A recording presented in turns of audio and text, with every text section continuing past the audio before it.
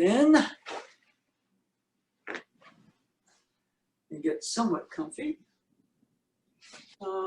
That works to a degree, but let's shift it. Okay. And let's see, where are we? Last night, ESPN ran a special on Bruce Lee. Did anybody manage to watch that? No. Okay. And it was interesting because, you know, ESPN is sports, and they focused a lot on his relationships and various people and their interaction with him, and also on his overall effect. And it was interesting to me because he was a real big influence on me. Okay, obviously, you know, sometimes, you know, we get so caught up with, you know, Ueshiba Osensei and things like that. But yeah, Bruce Lee was big. Now I'm gonna create, hopefully, a better frame. All right. And yeah, that's a little better. And gee, where to begin? For one thing, you know, I grew up, you know, being male and Asian, and actually seeing him on TV, you know, it was the Green Hornet, you know, to actually see a male Asian on the screen and kind of an action adventure, semi-superhero type of thing was big. It was really big. I understood that in the original, Kato was the Green Hornet's chauffeur, and the Green Hornet was a radio show. And initially, Kato was Japanese. And then World War II happened, Pearl Harbor, whatever. And all of a sudden, Kato became Chinese. Okay, and obviously, you know, you fast forward to 1966 or so, and the Batman TV show comes on. And, you know, it's kind of a little, you know, it sort of flashed. It was a success for a while, got a lot of attention. So they decided they were going to do another show, you know, the Green Hornet. But Batman was, in essence, just camp. You know, I mean, it was, I can sort of watch that stuff, but, you know, I sort of graduated from, you know, the DC characters to the Marvel comics. And I think that probably Stan Lee cringed when he watched that show because, you know, they sort of made the whole thing camp. And what happened was post-World War II, you know, there was a whole thing about comic books, and you had to have the code of approval, and they really botched everything up. And Batman, you know, the guy running around in a bat suit was actually pretty funny. Okay, so they really made it camp. And they tried, you know, and the Green Hornet came out the next year. And they said, we're not going to camp it up.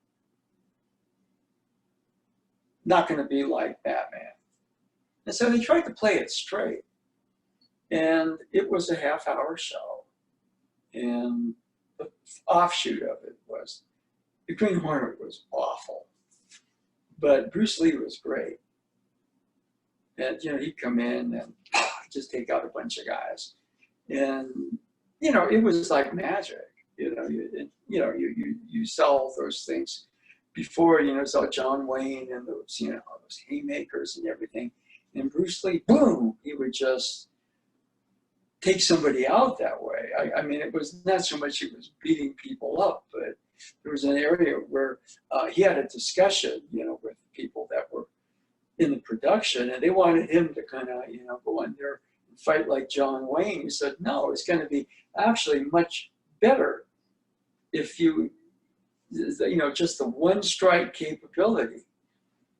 And so, he did his kung fu, that way. And I watched the show later, just about the whole series on DVD discs, and I realized I watched the whole half-hour show just for 30 seconds of Bruce Lee doing kung fu, and that tells you something, and that was big for me. And then, I got into karate, and Black Belt Magazine would always write up what was happening with him. And there would always be things where it was rumored that Bruce Lee was killed in a duel or something like that. And he found out, no, he is alive, right? But he was kind of like profiled quite strongly in Black Belt Magazine. And a lot of his ideas, his philosophy was at the time very radical, because, everything, karate was big. They profiled judo. They did some Aikido. In fact, I got interested in Aikido because there was a whole article on Osensei called The Old Man and the Key. And I was doing Shotokan. All of a sudden I read that. I was like, that sounds more interesting. And I looked at the pictures of Osensei, and there was something about him where he was old, but he wasn't old. And so that grabbed my attention. But, the Bruce Lee stuff, because, it was, because you saw that on TV, that was 1966, 67. And so that was 2 years or so before I started Aikido. So he had a profound influence on me. Seeing that documentary last night kind of brought a lot of that up. And so one of the things I think that he kind of did was he captured my imagination. If you kind of really follow my two major, my three major sources of attention or imagination at that point. One was comic books, Marvel especially. I really didn't like the Batman TV show. I just thought it was silly. I watched it later and I thought, it's kind of fun. But I just, after sort of, reading Stan Lee's stuff, I couldn't really accept Batman. But Bruce Lee. And the other one was the British actress Diana Rigg, who played Emma Peel on the British TV series, The Avengers. Okay. Now everybody these days thinks of Marvel's The Avengers, but literally the British Avengers, John Steed, Emma Peel, they were before the Marvel Avengers. So there's sort of, you could argue, Bruce Lee is by far the better martial artist. But Diana Rigg, I would say, even though Bruce Lee he had a magnetic presence on screen. So could he have done something that wasn't martial arts action oriented? I think so. Diana Rigg's martial arts was largely choreographed, for the TV screen. But I don't think you could argue that of the two, she was the better actor or actress. Okay.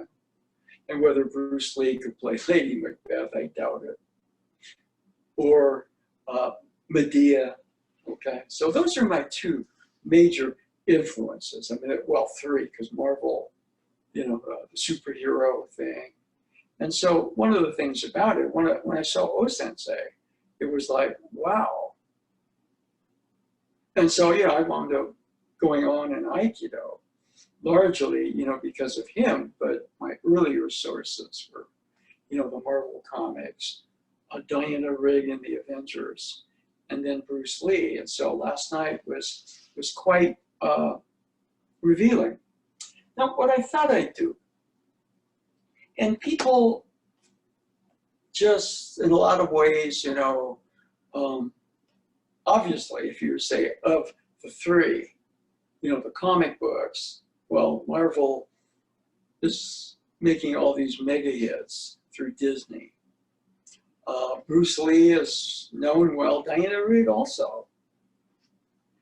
And so since it kind of gets lost in a lot of ways, okay?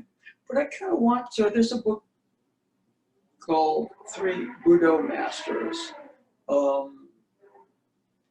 Kano of Judo, Funakoshi of Karate, and Ueshiba from Aikido. And it's done by John Stevens, and who's done a lot of work translating Osensei stuff, okay?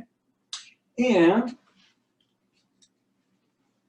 Osensei, of the three of them, was the most like a superhero.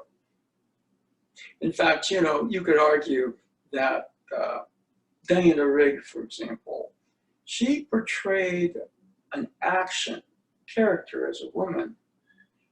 And that was, especially for American TV, she had a predecessor in England, Honor Blackman, who was quite good. But Diana Rigg really breathed life into that role. And she was every bit equal to her male partner. And wow. And then Bruce Lee, of course, he became a megastar. Hollywood didn't know what they had. He had to go to Hong Kong, and then he kind of came back through Winter of the Dragon. The irony of the two, okay, was I remember in summer of 1973, I'm in Shingu, no access to anything. I mean, I don't read Japanese, it's just the whole life is training around the dojo. And so, we do a goshu in August of that year, where people from other schools come and train for a week at the Shingu dojo. And so a couple of the people that come from Tokyo, one of them says, "You'll never guess who died." I said, "Who?" He said, "Bruce Lee." I went, "Whoa." And I didn't know quite the history then, but you find out later, the circumstances around his death. He was arguably, he was 32, but in his 33rd year. He was born in 1940, and it was 1973. And so he was 32 going on 33. He died on July the 20th of 1973, which is Diana Rigg's birthday, July the 20th. And the other thing is, not only did Bruce Lee die that summer, but Diana Rigg actually got married. When she said she was never going to get married. And she married this Israeli artist. And so it was, wow, all this stuff is going on here. The marriage, by the way, didn't last very long, but that's another story. But anyway, that was a shock. So I'm in Japan training at the school that really tries to keep Osensei's spiritual side alive, and people from Tokyo coming in. So what I thought I'd do is just go over a couple of things. There's the hero's journey. And then there is what Osensei was on. And I would call that the superhero's journey. And one of the reasons why I got into Aikido, I mean, what else could I have been? Like Diana Rigg was a Shakespearean actress. I couldn't see myself going into, trying to be a Shakespearean actor. So, and Bruce Lee, he was Hollywood and everything I was into other things. So Osensei caught my attention because, yeah, I was into superheroes from the comics. And he was on, again, not the hero's journey, but the superhero's journey. And so what I'm going to do is read, there's a book out again, 3 Budo Masters. And this is something that happens, I think, between World War I and World War II. And it involves him facing a firing squad. There's a whole bunch of stuff where he's in Manchuria with Deguchi Sensei and he sees bullets coming at him. This is even more unbelievable. So,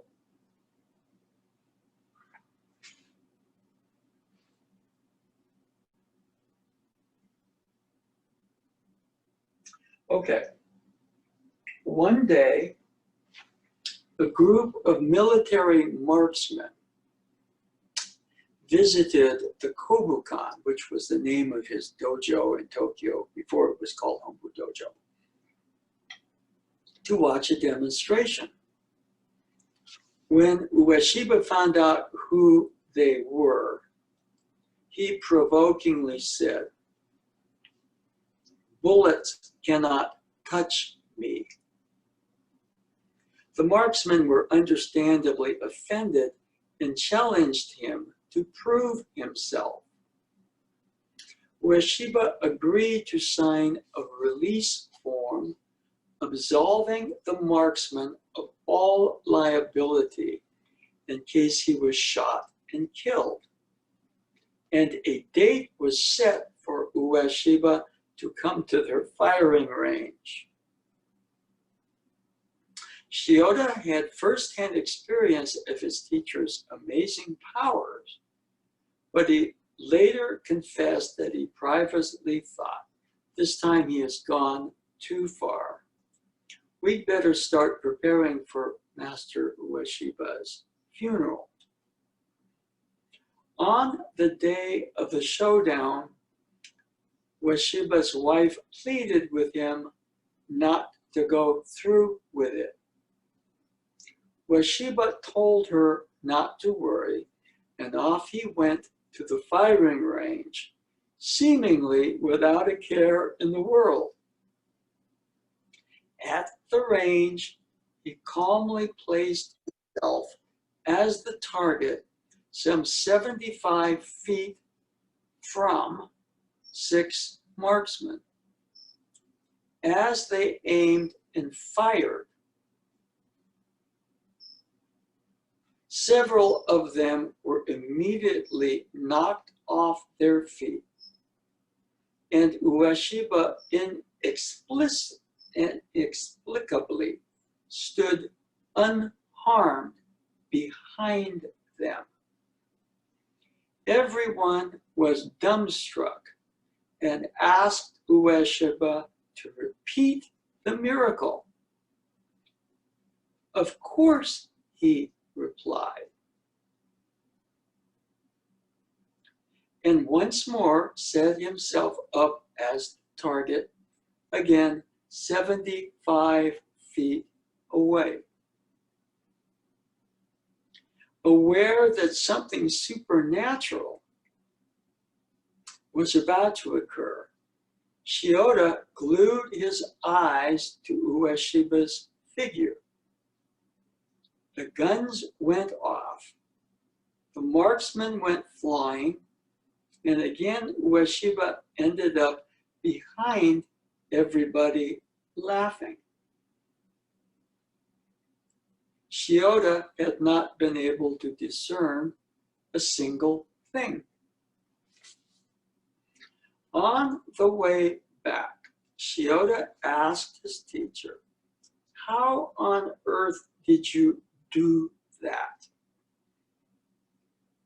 Ueshiba replied cryptically, "My purpose on earth is not finished yet, so nothing can kill me. Once my task is completed, then it will be time to go. Until then, I am perfectly safe from all harm.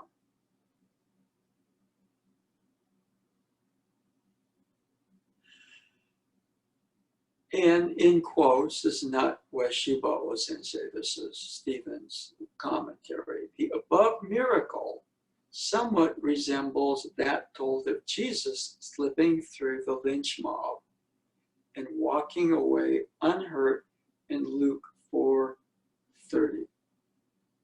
So that is something that's written in here. There are other accounts of that are not quite so dramatic. But Osensei said he was on his mission, which was the divine mission. Therefore, he was connected to his divine purpose. And therefore, he had the protection of the kami. Now, if we were to look at what he did, which is almost inexplicable, it is inexplicable. There's nothing in our 21st century science that would explain that.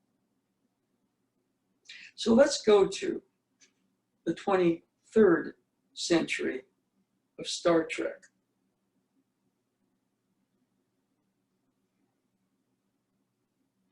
Let's make Osensei Captain Kirk.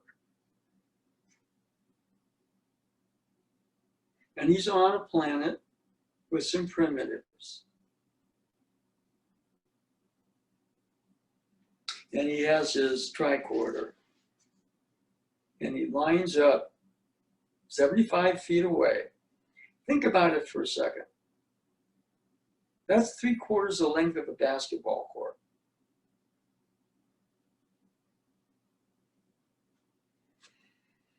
And they get ready to fire. And as they're about to fire, he says, "Scotty, beam me up." And in the Enterprise, he says, "Beam me down behind the marksman." And phasers on stun.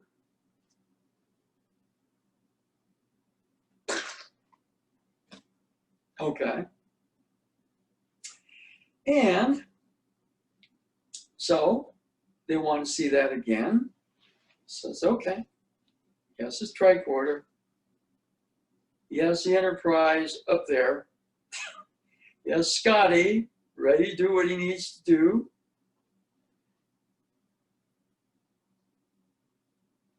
And he repeats it.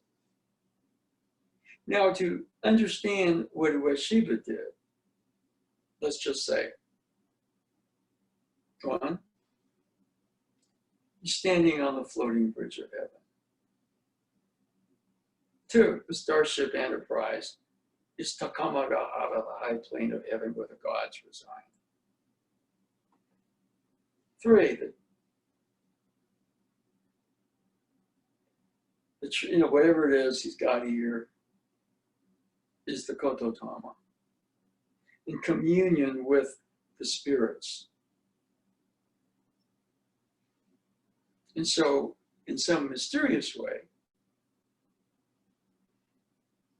they allow him to dematerialize and rematerialize, and in the process, the intention of the marksman goes back on him. The Aikido. His divine mission was to bring the Aikido of the divine realm, the kami, here into the material realm. And the fact nobody could see him, he could travel through what we might call the hidden realm, where time and space are a bit different than in our material dimension. So that's my attempt to Star Trek analyze what he did here. And what is interesting is some years later, when he was older,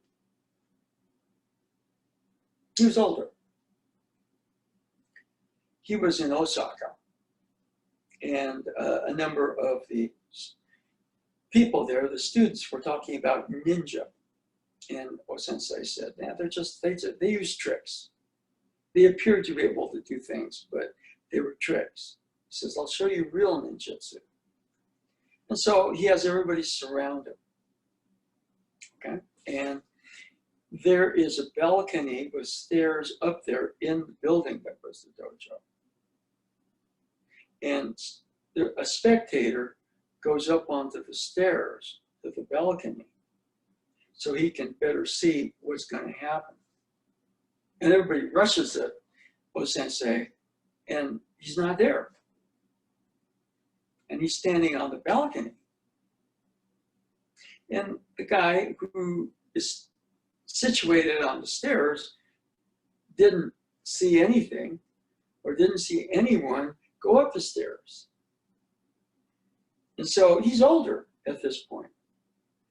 And so they, the students, the attackers said, can you do that again? And his reply, when he's much older,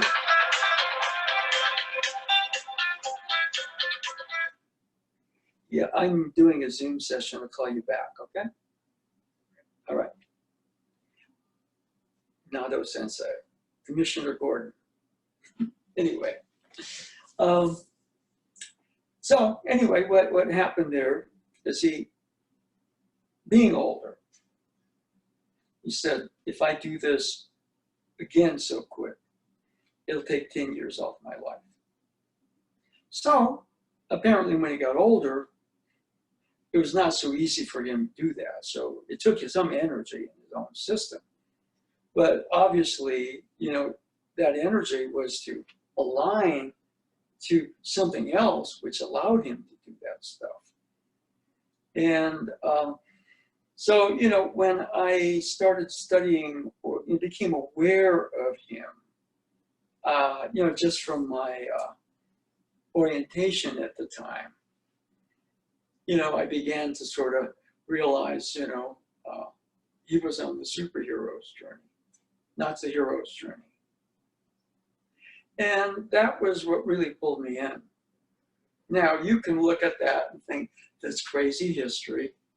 There's no way he could do that. And there's no way in physical science at this point to explain what he did. So we kind of used the Star Trek mythology. Because for Jean-Luc Picard or Captain Kirk, they could pull that off with the Enterprise and the technology of the 23rd century. Osensei seemed to say, you know, when he did say this, he said, people think I'm teaching religion, talking about the gods and goddesses. But he says, I'm not. I'm really just teaching spiritual science. And physical science has gotten a lot better. Think of this, he said that, you know, sometime in the 60s, and look at us now in the 21st century. We got computers in our pocket and carry them around. We can talk to somebody halfway across the world. As of yet, we can't go beam me up, beam me down, phasers on stun. But apparently he could do that.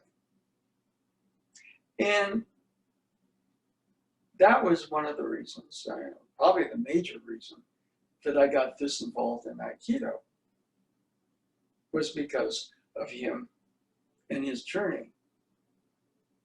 And Bruce Lee was part of getting me there. And he's always, you know, I mean, even in Japan, and Bruce Lee was big. I remember 1974, he already passed on, but Hikizuchi Sensei, one time, you know, he's teaching the accounting school. There's a bunch of high school age kids that failed the exam for Shingu High School and Shingu Business School. So they're in the accounting school.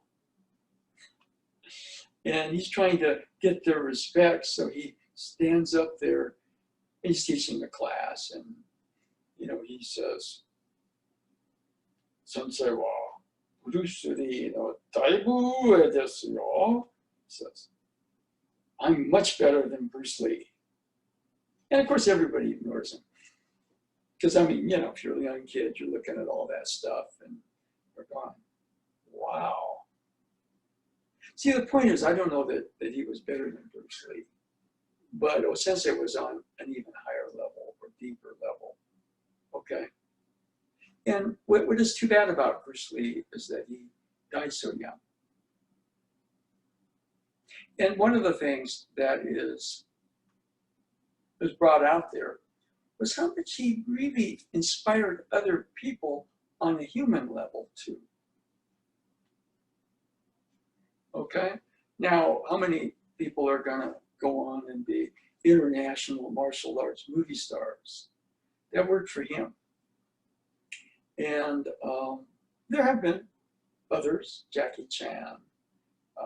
Steven Seagal had a lot of notoriety for a while, doing a kind of a martial arts action hero. It was really good for us because it brought a lot of students into the Aikido schools. And then, but Bruce Lee, he really influenced the world. He changed the world. And he definitely changed, you know, like Asian males in their sense of themselves. Okay. And so anyway, we're kind of at that point where who inspires you? And one thing I kind of got from that documentary is there was a place he was coming from that had absolutely no fear. It didn't mean that he didn't come from other places that were human and had fear, but one of the lines was, I've got this idea. I'm going to become an international martial arts movie star, and I'm going to change people's perspective on Asian people. That was his mission. He stated it, just like Osensei probably stated his mission at some point. That was his idea. And then the energy coming up. Now, one of the things that's interesting is that we probably all have that. We daydream. And I think what's really ironic is what we're really afraid of is not the circumstances, but we're afraid of the power of that place where there is no fear. And so how many people really tap it? And so many people, we aspire to that. But how many people really tap it? Really actually, all right? And that's another question. Lee stated his mission, stated his purpose. The irony of it was he never really saw the fruits of who he had been. He was dead before the premiere of Enter the Dragon that made him an international star. He was a star in Hong Kong. But he never saw his influence. And what was really touching was some of the letters that he wrote to other people. He was a very deep person. And his capacity to feel and express himself was profound, as well as his physical attributes. And so I guess what it is a little bit is that place where you know no fear. My sense is that's where greatness hangs out.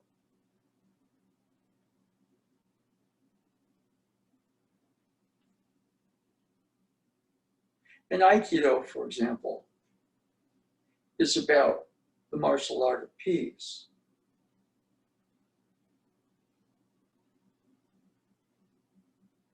But one thing Ueshiba Osensei had was he was coming from that place.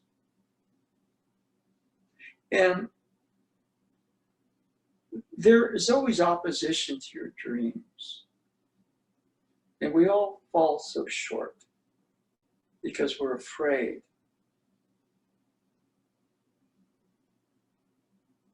And the question is, are we afraid of failure, or are we afraid of that place where there is no fear? And so, we can read about what Osensei did or muse about what Bruce Lee actually accomplished.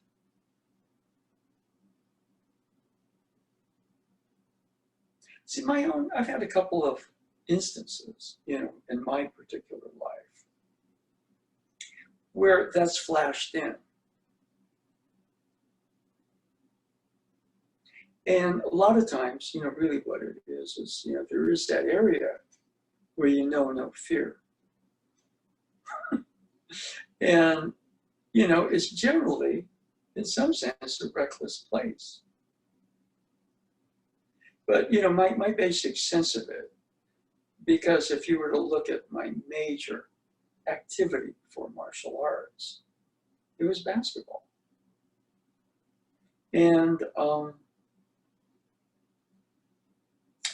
this is mainly, well, for example, high school. I was hard to coach because I wanted the ball.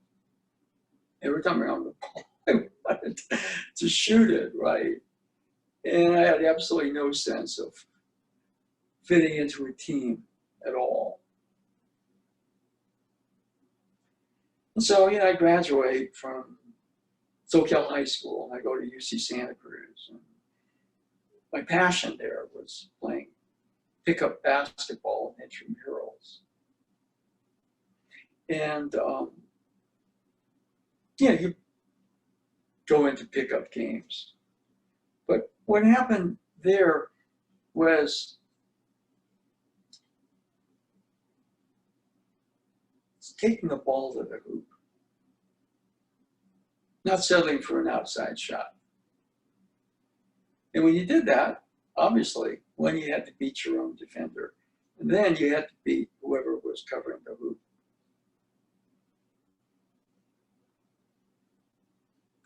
And that became something, wow. And when I was younger, if I had to do over again, I didn't understand lateral movement. But boom, I had the ability, just sort of like, okay, I'm right here, and there's a hoop, and boom, I'm at the hoop. And, there were guys that knew I was going to do that and would come in to try to block the shot. And that was kind of my no fear place. And what was interesting, because he was on the Bruce Lee special, was Kareem Abdul-Jabbar. He was then Lou Alcindor, and he played for UCLA. And I remember his senior year, or what was to be a senior year, he was getting fed up with a lot of the stuff that was going on. He was going to obviously be the #1 pick in the NFL, in the NBA draft, if he didn't play his senior year. So there was something where he was thinking about transferring to UC Santa Cruz. And the reason he was doing that was there was no quote unquote athletics. There was just all intramural, and it was pickup. And part of me was thinking, because it was a field house, and wow, what if all of a sudden, the then Lou Alcindor said, would I still take it to the hoop? And that was on my mind a little bit. There's no doubt in my mind that I would have taken it at him I don't think I would have succeeded. And I've mentioned it before, but I'm there and I'm just shooting before class outside, and there's an African-American man there. He's 6'8", and he plays semi-pro ball. And, culturally, Santa Cruz, even the Santa Cruz campus was almost uniformly white. And I'm, of course, Asian. And he's there, and I'm shooting, and I try to say hi and everything. He's just, I don't exist.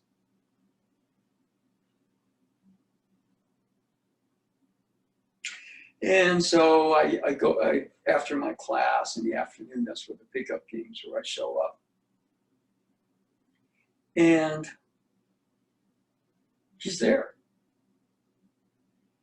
And he's, and I understand this is more cultural. It's cultural. He's there to show everybody it's his place. And the hoop, that area belongs to him. So I'm in this crazy, crazy, crazy, place where no fear, And I said, well, I'm going to take it to you.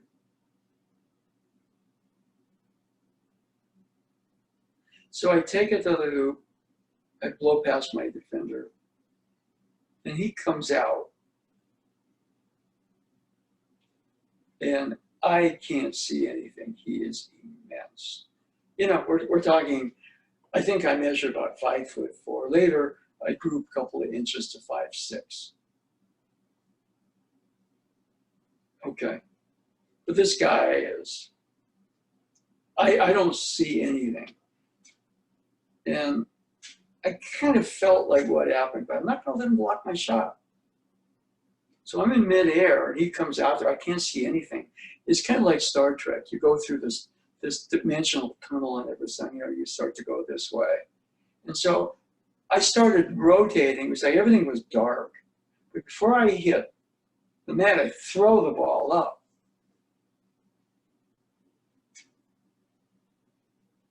And we were playing what's called winners. In other words, 2 teams. If you score, you get the ball out front. If there's a foul, you take it in from the side. He didn't have to foul me. But, basically, I turned in midair. I throw it up over my left ear before I hit the ground. And, and when I get up, there's just absolute silence.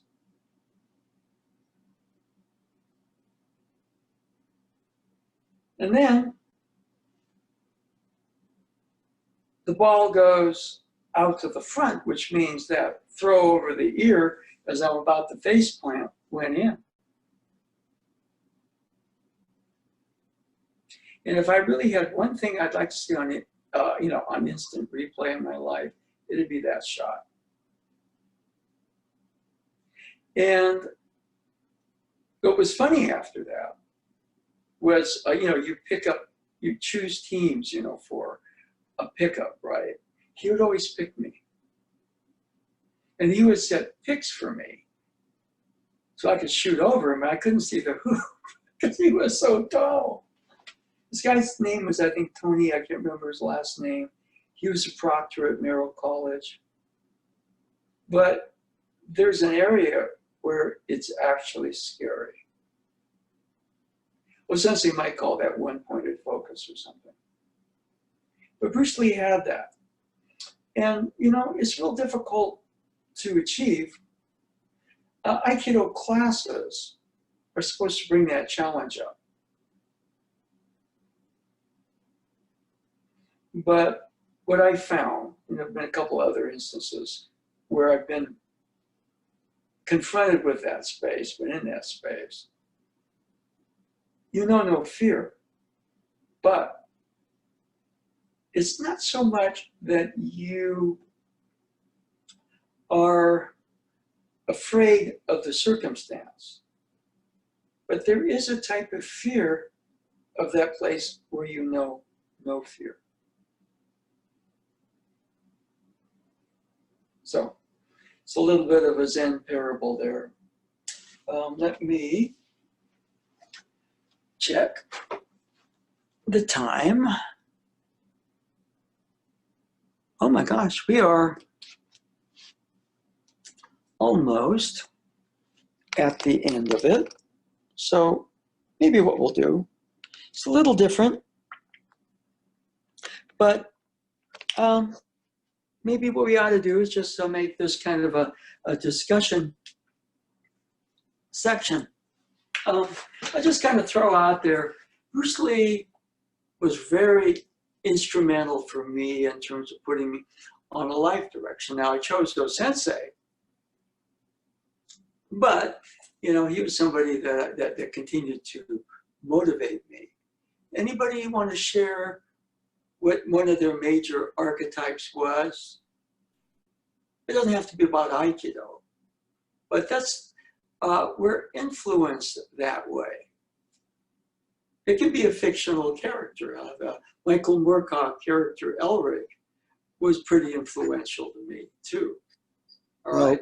Michael Moorcock was influential on my writing, but I was pretty clear very early on in reading the Elric stories. I never wanted to meet Elric or hang out with him because it was extremely dangerous to be his friend. Well, you're the eternal champion, and your job is to, keep the scales right between chaos and order. Chances are you're not going to have a good life. You're going to have an archetypally tumultuous, for other people, very entertaining life, right? But is there anybody in terms of, for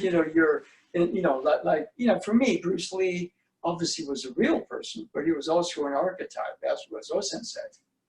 Anybody like that you might want to mention? Well, there are a few people.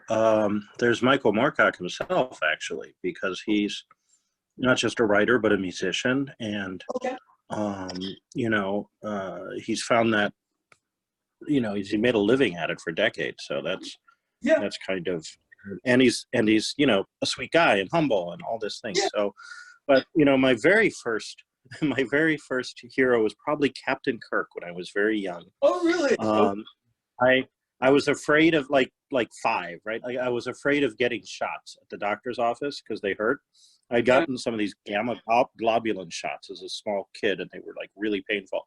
But then there'd be like these scenes where I didn't know that a hypo wasn't supposed to have a needle. It looked like a shot to me. So like he's sitting there in the captain's chair, and Bones rips his shirt open or whatever and gives him a hypo. And I thought, well, if Captain Kirk could take shots, I could take shots. And so okay, well, that's good. That was my first practical thing that I learned from a character.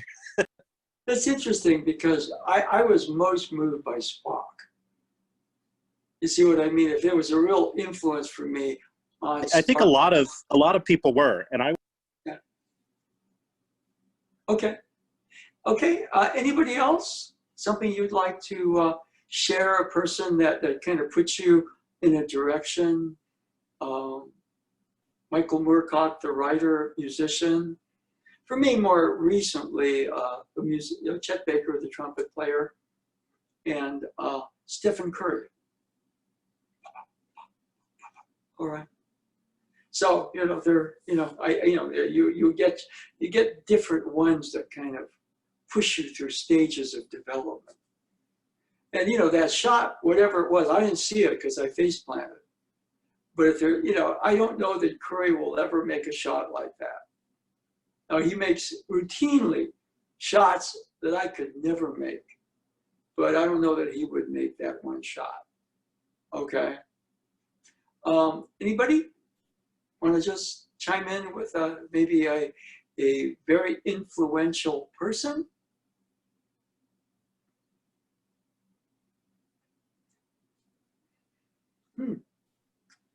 Since I'm here,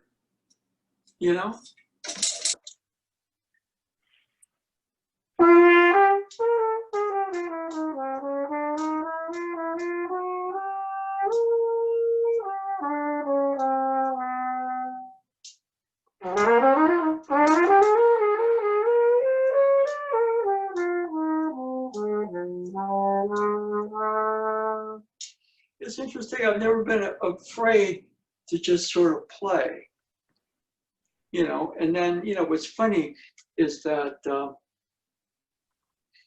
more you learn, the more afraid you get. When I knew absolutely nothing, right? He's not currently active. A man named Dennis, who played guitar, he was with this guy, Eddie Gale, who's a legitimate top jazz trumpeter. In fact, he was actually made or given the title of the jazz father master of San Jose. And so Eddie kind of comes in, and Dennis and Eddie and I, we kind of just jammed together. And I knew no fear. If somebody said, now we'll play with Eddie, I'd probably go, out of my league. I didn't know anything. You know, all I would do is put Chet Baker on and improvise off of what he was doing. So, you know, in fact, if I can play with Chet Baker, I'd probably play with Eddie Gale. Now, you know, the more you know, the more fear that comes up, you know? So anybody care to comment on anything around that? Again, I don't think it's the circumstance we're afraid of, but ultimately that place where we have no fear, or we transcend the fear, that is what brings up a lot of fear. You know, if you're a writer, you know, you got to submit a manuscript that, you know, there are consequences to it that you might bring up a lot of apprehension, right? So anybody want to maybe share something? Because it's easier to write than to submit. That's correct. It's easier to play than to actually perform. Yep. And, you know, if Stephanie Curry said, hey, I heard about that shot you made. We'll get our 6'10" center out there. You want to try it? I'd be speechless and frozen. Right. It was just in the moment. But a lot of times what you find is your fear. If you get to the other side of it, there is that place. When I was in Japan, you know, this is 74 fall. I'm just done a couple of classes. I'm going to go off the rooftop of this dorm building and do Tai Chi. But for whatever reason, I thought, I'm going to do some chants. And so I get up there and I kind of do the O chant. And then something comes down when I bring that sound, the down spiral to O. And it's really, I don't know that I was scared. It wasn't like, because you have to know what you're afraid of. But it was like, what happened? I ran downstairs. And it's like the other people that were living in the dorm that were training at the dojo looked at me and said, what did you do? You know, for whatever reason, whatever was going on in that room wasn't, you know, or that I brought down didn't necessarily, was not just my imagination. Other people picked up on it. So I kind of said, I did this. And he went, oh. So I went in and I did the Amatsu Norito chant about 3 times. And everybody kind of, it calmed the energy in the room down. But that was a circumstance where all night I would look out the window and there'd be these rotting corpses flying by the window. And, you know, when the sun came out in the morning, everything was cool again. But years later, or maybe about a year after that, I'm in this car crash where the brakes go out going over 17. And there's road work. And I was going to pick Mary Heine Sensei up at the San Jose airport. And the brakes give out, they overheat. And I start going off the road. I pull off the road because I can feel the brakes go, but the brakes are gone. And I'm just going down really fast. And then all of a sudden, I know I'm off the road because There's shade. I'm in the trees. And it's just pitch dark. And something kind of says, okay, go straight ahead. There's something there, hit it head on. And I've got the steering wheel this way. And I hit that thing. It's a big tree, so I don't spin off it. And I blank out for a second. There was a real impact. I'm wearing glasses to drive at that time. And the impact was so strong, the glasses flew off with such force, they opened a cut here. And when I'm conscious, I look outside and the actual car starts about a foot from the windshield. The windshield is intact, but I'm holding the steering wheel, the top half of it. And they rushed me to the hospital. And other than the fact that I get this stitched, I'm cool. My pulse rate was 60. I have to call a friend, and he comes in and he picks me up, and we pick Mary Heine up, and then we go to the yard. They towed the car. And my friend John, who was later the best man at my wedding, looks at me and says, how'd you walk out of that? How'd you walk away from that? Because it was, you know, it was like you looked at it and literally the whole front of the car was compressed all the way up to almost the windshield. And what was interesting was what scared me, or I wouldn't say that it was fear, but it was like something that I had absolutely no reference for, that I called up when I just stood on that rooftop and did the O chant. I realized that when I was screaming down that embankment, because they were both dark, that what really did, oh my God, what is this, was an ally. If there's anything that really saved me, it was the fact that I called that up, or it came to protect me. And so, you know, those are, you know, a couple of instances, you know, and if you start to think, oh, I'm in, you know, I can't die, right? Well, guess what? I think you will. But I've had a couple of experiences that way that have translated, you know, into, I began to realize, oh, okay, that's kind of what Osensei meant, okay? Now, how much of that is trainable and how much of that isn't, I don't know. Yeah. Anybody with a question or comment or anything they'd like to share? See, I think in a lot of ways, if you were to say, using the Captain Kirk analogy, you know, with the firing squad, okay, it wasn't Captain Kirk standing there with his tricorder. It was he who stands on the floating bridge of heaven, connected to the high plane of heaven, which was the Star Trek Enterprise, you know, which was the Starship Enterprise. And there's a crew there, which is the Kami, the divine forces. And the tricorder connection, which was necessary, was Osensei's Kototama connection to the universe and to that divine level.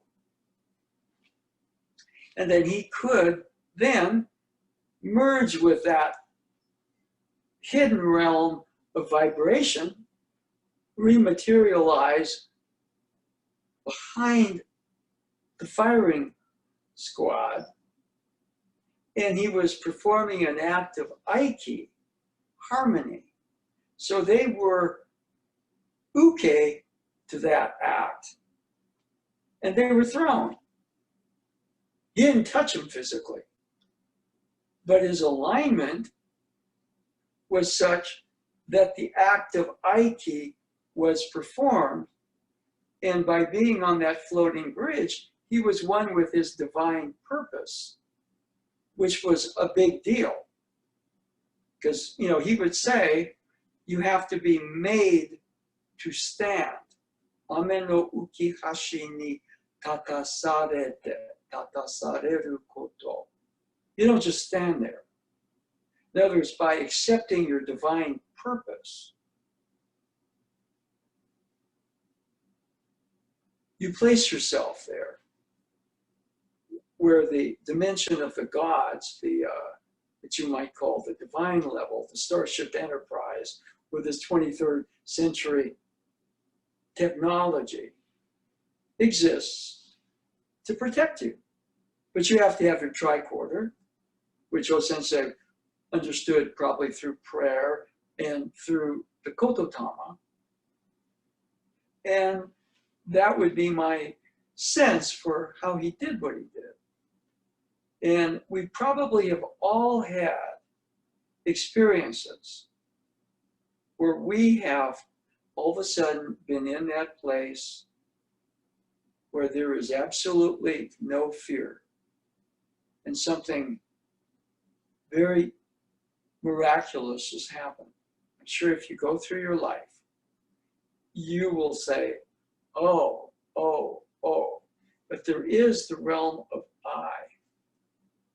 And what happens is that other realm exists. And the I is responding to its fear, not of the circumstances, but of that place where there is no fear. That would be my sense of, you know, what Osensei was able to do.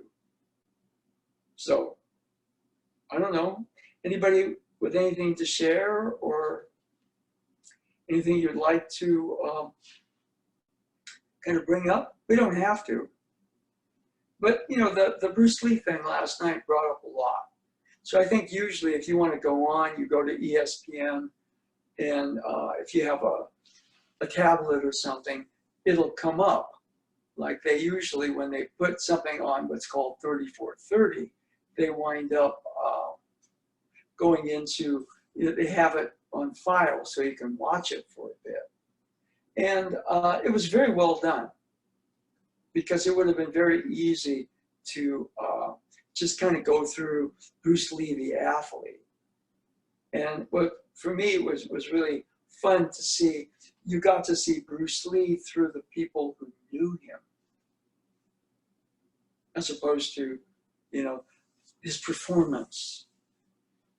And one thing about, you know, the Shingu dojo was that the people I trained with were people that knew him directly and received his teachings directly. And Robert Nadeau, Robert Frazier, my first two teachers, were also people who knew Osensei directly. And, you know, I think that that's a point. I think what it is a little bit is that Osensei can also be what Bruce Lee called the finger pointing to the moon. If you focus on the finger, you wind up missing the heavenly glory that's there. And so Osensei is simultaneous somebody that we should all pay attention to, because he's saying, look, we're so much more than our collective I will allow us to be. And to some degree, he or Bruce Lee, they may also, we make them the finger pointing to the moon, and we, after a while, that finger can obscure the moon. So, you know, to find in our own life experience, maybe, you know, what's our way, or what are the experiences we can look back on where we're in that zone that's absolutely fearless. And one of the things about that is different traditions. In the Carlos Castaneda Don Juan tradition, your first opponent to becoming a man or woman of knowledge, a being of knowledge, is fear. Then the next step is clarity. You start to understand stuff. You become aware. Okay, but he says that can be an obstacle. You know how it goes. And then the next step is power. He said that's real. But he says if you just, power can be an obstacle. You think power is it, and power can consume you. And then the last one is what he calls old age. And I think it's what, I don't think it's necessarily about getting older. It's what Ueshiba Osensei calls downtime. That's why a lot of times dark shows, no matter how good you are. Apparently, very shortly before he died, Bruce Lee's heart stopped. They got him to a hospital and they examined him. There was no reason for his heart to stop. He was in perfect health. And then about a month later, he had the incident which killed him, where he died from. And so, in some sense, if all, there is this downtime. See, Osensei's thing was the last step to enlightenment is fear, osoru. But it's not, I am afraid. Osoru, osoroshi, something is fearful because it's so immense, so beautiful, so powerful, that is osoroshi. And he said that was the last step before what he called satoru, enlightenment. And so a lot of the journey that we're on is to realize that we probably, I'm willing, I just shared a couple of my own experiences. I have absolutely no doubt, because of the feel of those times, that I was in that place. And I have absolutely no doubt that I'm also in the world of I, that is extremely afraid of that place. So, we're here. Sometimes we tend to think that all the training is important, and it is. Osensei trained. But there was something that he had that the training enhanced, or conversely, something that as he trained, it started to come through his training. And so, that's why the Bruce Lee stuff last night was actually pretty big for me. Was that, all of a sudden, it brought up a bunch of stuff. And there was an area where he succeeded way past what he should have. By any sort, he had to break cultural barriers, cultural stereotypes.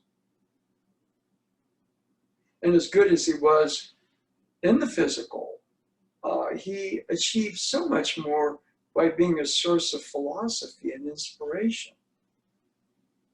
There's a statue in Bosnia that was erected to kind of unite the warring factions there.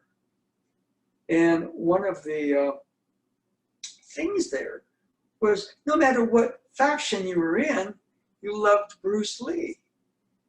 And so they put a statue of him there. So he's not just a fighter, he was a philosopher, somebody who would inspire people. And, it's really sad, in some sense, that that statue in Bosnia is of Bruce Lee, when it could be of Morihei Ueshiba. You see? So anyway, just a couple things. Anybody, before we go, we'll do a more of a movement thing on, I guess, Wednesday, okay? Tomorrow, by the way, is my birthday. So I actually officially turned 72 tomorrow.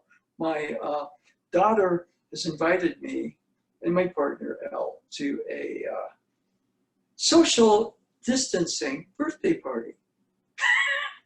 So we're going to meet outside in their yard in social distance. I get a chance to see my, or socially distance play with my granddaughter and hang out for a little bit. Then she's going to give us some food to take home because she knows I'm sick of my own cooking. So anyway, that's about it for today. But I'd like everybody to reflect a bit on two things. I'm almost certain that everybody here has had some instance in their life where they were in that space. And then two, we kind of wonder, well, how come we can't be in it? Well, because there is the fear factor. And we're not so much afraid of the circumstances that would bring up the fear. There is a natural sense for I be afraid of that place where there is no fear. But that place where there is no fear is where we stand, where Osensei stood, or Bruce Lee stood, or Diana Rigg stood when she was playing this woman that didn't exist in society yet. Or Stan Lee stood when he wrote all those stories in the 60s that revolutionized comic books and created blockbuster movies here in the 21st century. See, if we there's a certain amount of real good fear. I'm not going to go to a building and jump and say, okay, I've cheated death a couple times. I'm not going to do that. But I can look at why my eye tends to lock me into this room. Because I've been outside it. I know what it's like out there when I'm not in this eye room. So I'd like you all to responsibly, don't step in front of a firing squad. Reflect. And I'm willing to bet each of you come up with some sort of wow. It's a wow moment. But you're not so caught up in the wow of it. The wow comes later. Go, huh? That shot I made, I'll tell you, I don't think I thought about that shot consciously for about 30 years. And then when I started to kind of go a little deeper into Osensei stuff, could Osensei have done it? Yeah, no doubt. Without any sort of basketball training, he could have gone at that guy and made some crazy move. I have absolutely no doubt. Because Osensei had no fear when he was in that zone. And would we kind of, if we say we're protected by kami so everything will work, that's not that place. There's kind of a real humility. It's a radical humility where you're so humble, you're not afraid. It's a crazy place. You got no time for fear. So with that, I think we'll kind of call it for today. I hope this has been maybe not, too disappointing because we usually move around and stuff, but that was a profound influence on me last night. And I had to kind of go through, my own sort of history. And Bruce Lee kind of perked that. And when he said that he was going to be this, I could tell he was coming from that place when he said it. And not even death, because he died before he became an international star, could stop him. Okay, so I thank you all for tuning in. Okay, I'm gonna check in with some people, with my partner, because she's probably needs a little bit of counseling right now. So Happy birthday. Thank you. Thank you. Thank you, David. Bye, Bonnie. Thank you, David. Okay, bye, David.